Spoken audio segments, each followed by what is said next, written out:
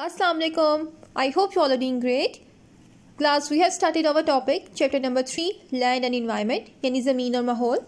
In our last lecture, we have seen the first physical feature of Pakistan, which was mountain ranges. So now let's continue with the next type, plain areas, yani midani ilake. Plain areas means those areas which are right next to the rivers, yani jahan ki soil उसकी near by soil यानी मट्टी बहुत जरहेज़ होती है and these are green and lush areas यानी बिल्कुल plane होते हैं. यहाँ पे कोई माउंटेन्स कोई हिल्स नहीं पाए जाते और यही वो सेकंड टाइप है फिजिकल फीचर की जो अभी हमने देखनी है. So let's continue. मैदानी इलाके means plain areas. Plain areas की बात करें तो सबसे पहले हम डिस्कस करते हैं रिवर इंडस यानी दरियाए Sindh which is the longest river of Pakistan, जो कि कहाँ पे पाया जाता है? सूबा पंजाब. पंजाब जिसे हम पंजाब क्यों कहते हैं? पंज मीन्स पाँच, आब मीन्स पानी. 5 दरियाओं की वजह से. कौन कौन से?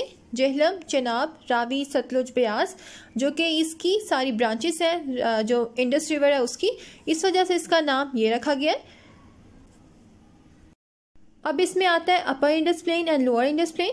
प्रोविंस पंजाब की बात करें तो वो अपर है और जैसे जैसे हम नीचे मूव करेंगे तो वो आएगा हमारा लोअर इंडस प्लेन. यहाँ की सॉइल यानी मट्टी की बात करें तो वो बहुत जरहेज़ है, लेकिन फिर भी अगर बारिश कम हो और पानी की कमी हो तो जो आर्टिफिशियल सोर्सेज हैं इरिगेशन के उसको यूज़ करके यानी ट्यूबवेल्स कैनाल्स पानी की कमी को दूर किया जाता है.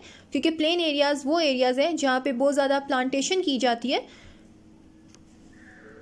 यानी जो अपर इंडस प्लेन है यहाँ की जो सॉइल है वो बहुत फर्टाइल है, तो यहाँ पे बहुत ज़्यादा क्रॉप्स उगाई जाती हैं. लेकिन फिर भी अगर पानी की कमी हो तो हम जो अभी मैंने आपको डिस्कस किया, अभी बताया कि किस तरह उस पानी की कमी को दूर किया जाता है. क्योंकि Pakistan is an agricultural country और उसकी जो इकॉनमी है वो इन्हीं क्रॉप्स के ऊपर बेस करती है. इसलिए जो पानी की कमी को जैसे पॉसिबल हो उसे दूर किया जाता है और मज़ीद क्रॉप्स यहाँ उगाई जाती हैं अपनी इकॉनमी को स्ट्रॉन्ग करने के लिए.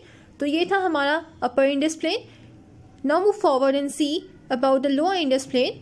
और साथ ही साथ ये जो आपके शॉर्ट क्वेश्चंस हैं, आपसे शॉर्ट क्वेश्चन में पूछा जा सकता है कि प्लेन एरियाज़ पे एक नोट लिखें या right a short note on plain areas. तो आपने ये सारा इसमें डिस्कस करना है. आपसे अलग अलग भी पूछा जा सकता है कि अपर इंडस प्लेन को के बारे में आप बताएं या फिर लोअर इंडस प्लेन के बारे में बताएं.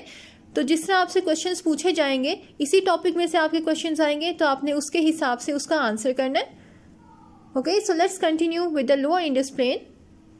These are the plain areas जहाँ पे दुनिया की ऑलमोस्ट 80% पॉपुलेशन पाई जाती है और ये आपकी एडिशनल इन्फॉर्मेशन है जो आपकी MCQs में पूछी जाती है.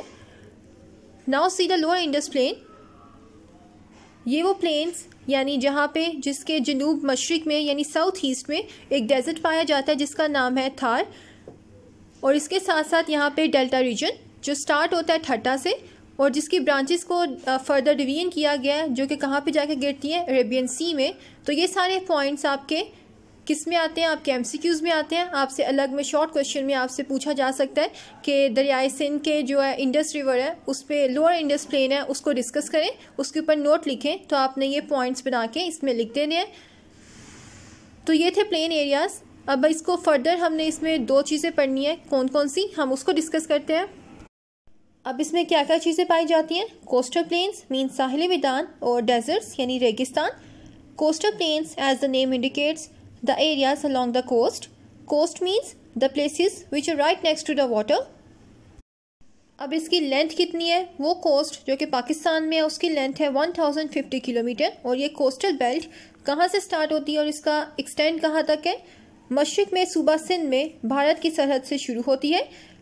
ये स्टार्ट कहाँ से होती है? ईस्ट में सूबा सिंध यानी जो पाकिस्तान का प्रोविंस है जिसका बॉर्डर इंडिया से मिलता है, वहाँ से ये स्टार्ट होके कहाँ तक जाती है?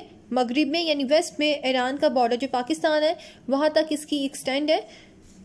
If you look at the map you can clearly see the coastal planes कि ये इंडिया से स्टार्ट होके ईरान तक किस तरह एक्सटेंड हुई है. In these coastal plains we have different sea ports यानी यहाँ पे बहुत सी बंदरगाहें पाई जाती हैं. Karachi port which is hub for trade. इसके अलावा जो दूसरी सी पोर्ट्स हैं जिसमें आता है पोर्ट कासिम, गवादर और पसनी, ये भी यहाँ पे पाई जाती हैं. इन इलाकों में माहीगिरी की सनत तरक्की कर रही है. यानी जो इम्पोर्टेंट इंडस्ट्री है यहाँ पे फिशिंग जो ना सिर्फ की जाती है वहाँ के लोगों के लिए इम्पॉर्टेंट है बल्कि वहाँ पे एक्सपोर्ट करके भी हम लोग बहुत से जो वहाँ पे फॉरेन एक्सचेंज है वो अर्न करते हैं और अपनी इकॉनमी को मज़ीद स्ट्रॉन्ग करते हैं. तो ये था कोस्टल प्लेन. अब हम देखते हैं नेक्स्ट पार्ट। रेगिस्तान means desert areas. Desert areas means those areas which have no water and which are found in the south eastern part of Pakistan, यानी पाकिस्तान के जनूब मशरक़ी हिस्सा में जो डेजर्ट एरियाज हैं वो सारी जो उसकी खसूसियत हैं उसमें पाई जाती हैं। इस इलाके में बहावलपुर, सक्कर, हैरपुर, मीरपुर हास और थरपारकर के अजला, यानी ये एरियाज़ बहावलपुर से ये डेजर्ट एरिया स्टार्ट होता है और ये कहाँ तक एक्सटेंड है, इसका कहाँ तक फैला हुआ है, थरपारकर तक। इसके अलावा इफ़ यू नेम दैम, तो जो डेजर्ट एरिया बहावलपुर में पाया जाता है उसे कहते हैं चोलिस्तान या रोही, और जो एरिया सिंध में पाया जाता है उसे हम कहते हैं थार।